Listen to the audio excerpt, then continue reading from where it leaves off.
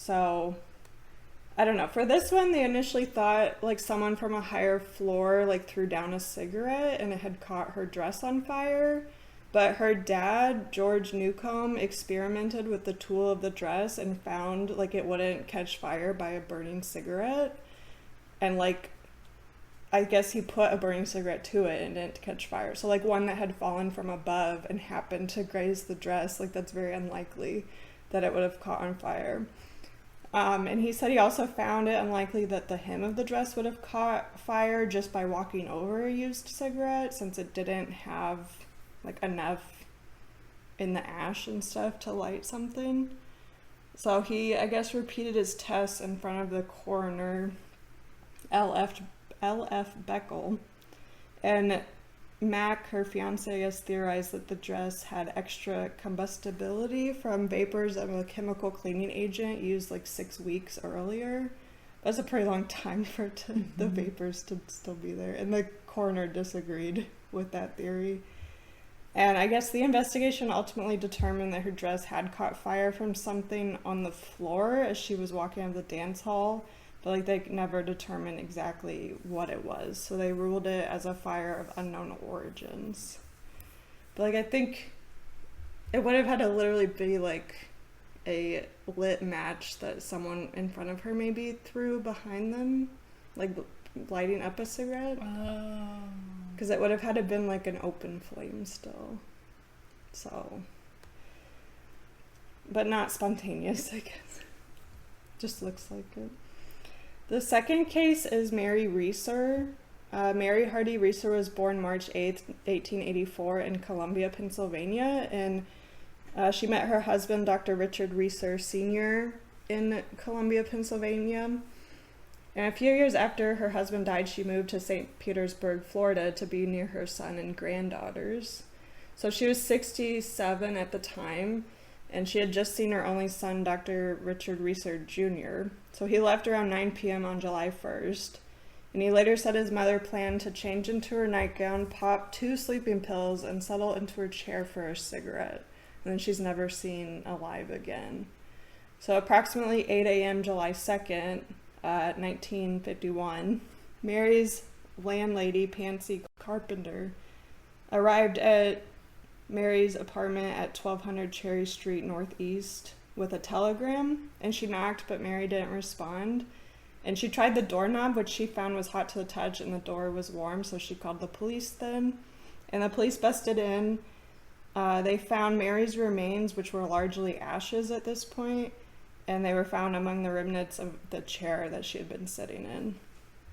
So all that remained was part of her left foot still wearing a black silk slipper, her backbone, and her skull, which reports had said her skull had shrunk to the size of a teacup. Although I guess that's a description disputed by fire researcher who was like there for a conference at the time and saw the scene. Like he said that wasn't an accurate detail, but and reports at the time noted that Mary had been disintegrated by a blaze of white-hot intensity, which I don't know how they knew that, I guess, but I guess for her to be ashes. There's some pictures for you. Oh. Yeah, and so firefighters found evidence of extreme heat, but they said bare candle wicks were found like nearby amid puddles of melted wax, so like all the candles had melted. And there were smudges of smoke that had stained the tops of the walls. And there were warped electrical switches that like lined the room, but like lower down the walls were clean and the electric switches looked normal. So that's kind of weird, but I guess heat does travel up, so. And Mary's newspapers that were nearby were untouched, and the sheets on her bed that was nearby were still white, so they weren't affected at all. And she was often referred to as Cinder Lady in newspaper accounts of the day. On July 7th, St. Petersburg Police Chief J.R. Reichert sent a box of evidence from the scene to FBI Director J. Edgar Hoover, and he included glass fragments found in the ashes, 6 small objects thought to be teeth, a section of the carpet and the surviving shoe, as well as rubble from the wall and floor and segments of the chair. And he included a note saying, "Dear Mr. Hoover, this fire is too puzzling for the small town force to handle." Like, I guess they were really at a loss. And he was asking for any information or theories that could explain how a human body could be so destroyed and the fire confined to such a small area and like so little damage done to the structure of the building and the rest of the furniture in the room. And I guess the rest of the furniture wasn't even damaged by smoke. So it is like weird. So he said a month after her death that this was the most unusual case he's seen during his 25 years of police work. But the FBI spent 3 weeks examining the evidence, and they eventually concluded she had been incinerated by the wick effect. So we already talked about that, but since she was using sleeping pills too, like they thought maybe she had fallen unconscious while smoking in the chair, and then the cigarette fell and lit her night clothes on fire. So I guess that's what happened. And they said her nightgown was made of rayon acetate. So like that could catch fire easier from the ash of the cigarette. And they also said like she probably died from smoke inhalation before she knew she was even burning. Well, that's comforting. Yeah. Right. And if she was asleep or something with the sleeping pills, then she was probably okay, because that's probably why it just sat there and just consumed. When interviewed by a local paper, her daughter-in-law said the cigarette dropped in her lap. Her fat was the fuel that kept her burning. The floor was cement, I guess, and the chair was by itself, so there was nothing around her to burn. So that's like their reasoning. But there was an anthropologist from the University of Pennsylvania that disagreed with the theory. I guess Wilton M. Krogman. He was a consultant on the case, and he said instead of the skull shrinking, it should have exploded from the heat. So like that was a weird detail. And he said, quote, "I regard it as the most amazing thing I've ever seen. As I review it, the short hairs on my neck bristle with vague fear. Were I living in the Middle Ages, I'd mutter something about black magic," end quote. And like also he kind of pointed out about the body pretty much being totally ash. Like to cremate a body, it requires several hours of steady temperatures of over 1400 degrees Fahrenheit, which is 760 degrees Celsius. So he said like he cannot conceive of such a complete cremation without more burning in the apartment. And there's like a picture from the newspaper of where the furniture was and where the burning was. It's kind of quirky that it's like comic book font. Yeah. Picture. Well, I guess maybe that was sign of the times. Thing. Yeah. Right. But it is kind of in the corner. Yeah. Without anything else really that close.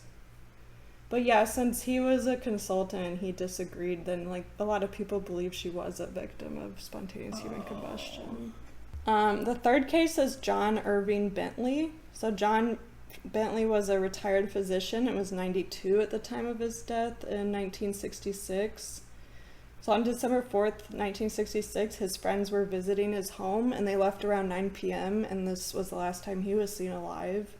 So the following morning, meter reader Don Gosnell let himself into John's home as he had permission due to John's infirmary, and he went to the basement to check the meter. And while he was in the basement, he noticed a strange smell and light blue smoke. And he said the smoke was somewhat sweet, like starting up a new old burning central heating system, I guess. And on the ground was a pile of ash, about 35 centimeters in height, which is 14 inches.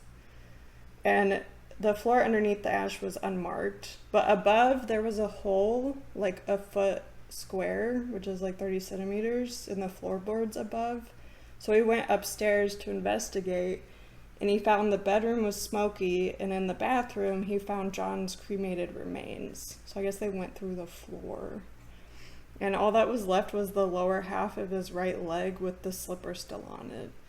And he also had his like walker there too. So the rest of his body had been reduced to ashes that had fallen to the basement.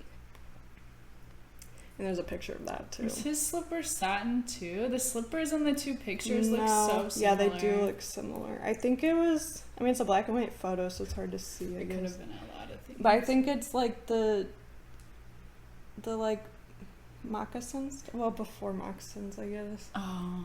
I don't know. I don't know what they were, but they said his walker, the rubber tips on it were still intact. And the bathtub, which was like right next to it, was barely scorched. So that's like crazy. And I guess Don ran outside to get help, and apparently he reached the gas company office screaming Dr. Bentley's burned up and looked as white as a sheet.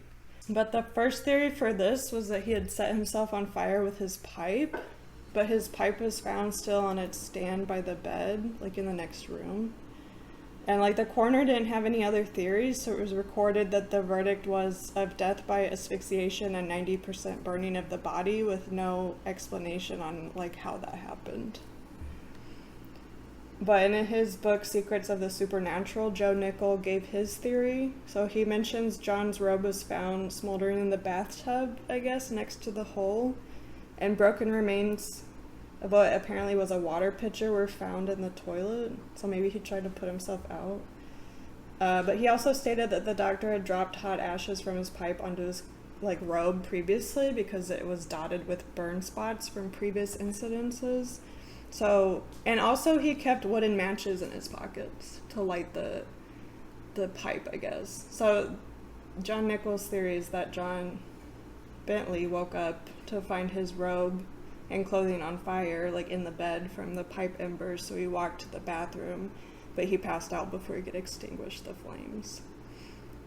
And like the matches in the robe pocket would have fueled the fire more, and the burning clothes could also ignite the flammable linoleum floor, and also like cool air drawn from the basement could have kept the fire burning hot enough. So that's known as the stack effect, I guess. But like if the floor is all flammable, why didn't the rest of the bathroom like catch fire? Right. Like that's my thing. I don't know. Because it was just like a foot square where he fell through, like where he was standing, I guess. So why didn't it perpetuate to the rest of the bathroom if the cool air from the basement too is like flaming it? You'd think the rest of the floor would have caught fire. So that's kind of weird to me. But yeah, so far these cases have been like at least 50 years ago, but the next two are more recent. So there's some that have happened more recently. But this fourth one is for Michael Faherty. So Michael was 76 at the time of his death in his home in Galway, Ireland. So on December 22nd, 2010, Michael's neighbor Tom Mannion heard a smoke alarm going off in Michael's home around 3 a.m. So Tom went outside and saw heavy smoke coming from Michael's home, and he banged on the front door, but no one answered. So he alerted another neighbor to the fire, and I guess the fire brigade was called then, and they arrived pretty quick. But Michael was found with severe burns, lying on his back with his head near an open fireplace. But it didn't say if the fireplace was lit or not. But they said despite the blaze, the sitting room was untouched apart from the burns on the ceiling directly above him and on the floor like directly beneath him. And the rest of the house sustained only smoke damage. So an Irish police crime scene investigator and a senior fire officer told the inquest in Galway that they could not explain how Michael burned to death. And they said they had both not come across such circumstances before. And I guess forensic experts who investigated the scene concluded the fireplace was not linked to his death. So I don't know if it was like cold, like maybe it didn't have a fire in it.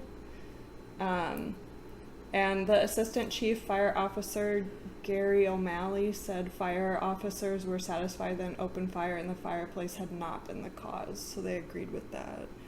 And they said no accelerant was found at the scene, and there was no sign that anyone else had entered or left the house. So all the fire officers were unable to determine the cause of the fire. And so Dr.